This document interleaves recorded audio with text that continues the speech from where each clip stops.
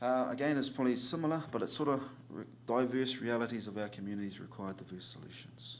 The one-size-fits-all model don't work. And within our organisation, in terms of our curriculum, we are an education organisation, tertiary education. We currently have 40,000 students within our institution, 1,800 staff. And one of our points of difference is around recognising the diverse realities of our students and our student base.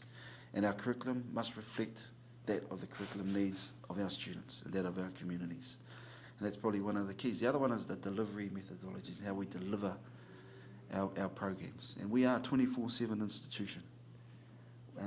Probably 15 years ago we were 9 o'clock to 3 o'clock, Monday to Friday.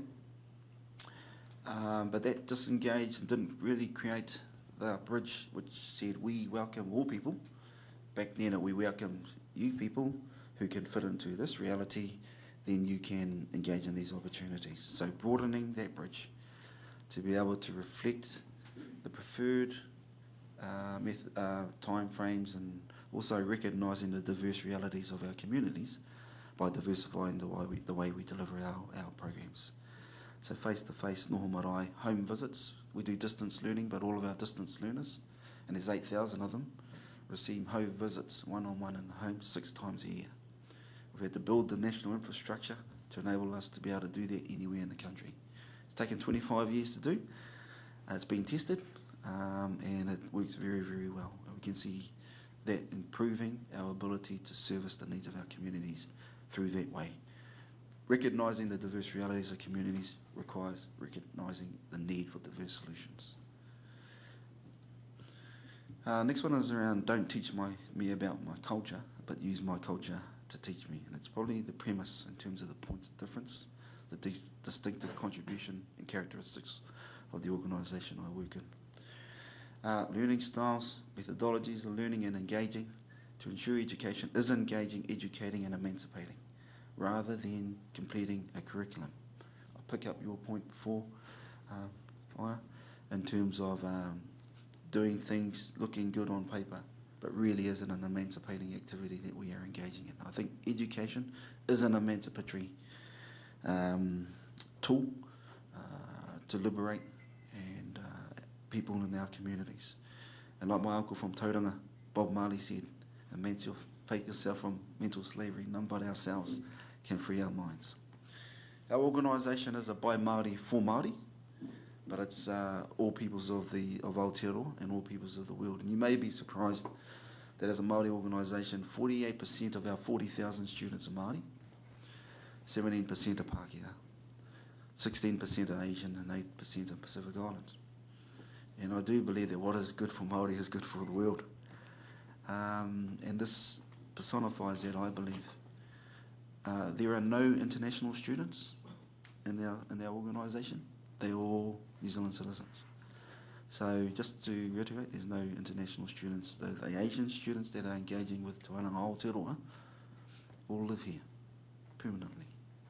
And it's an honour and a privilege to be able to embrace them in a Māori environment where whānau transformation through education is its mission.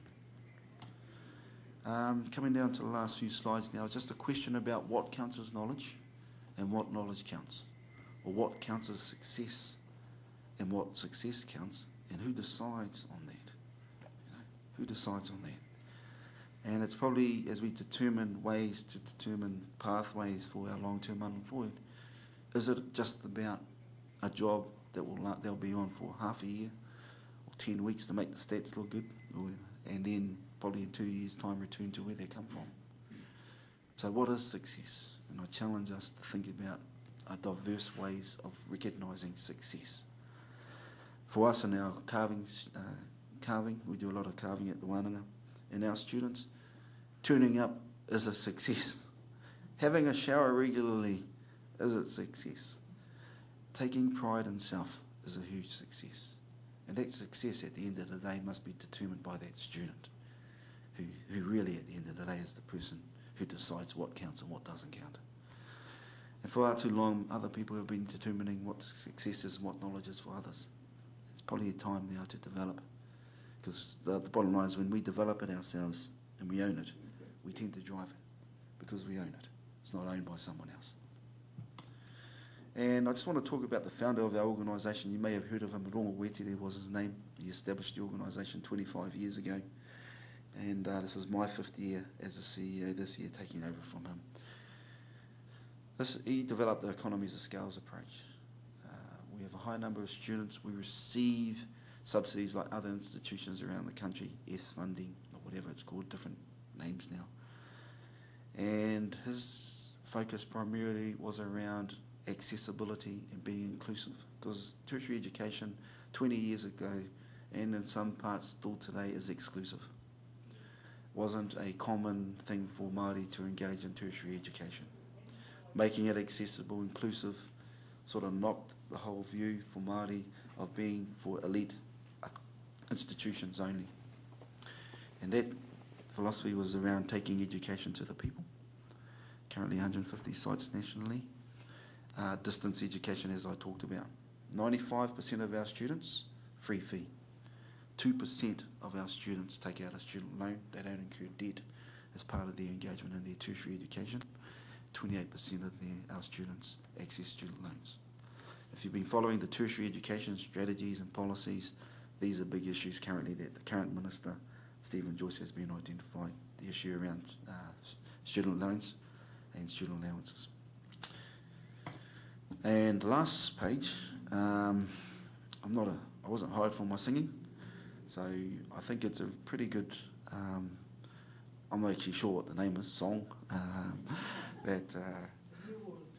yes, it's a New World song. I'm promoting the New World. I hope I get my commission later on, right?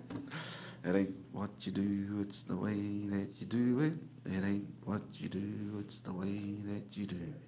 It ain't what you do, it's the way that you do it. And that's what makes results. Kia ora tātou, I've finished.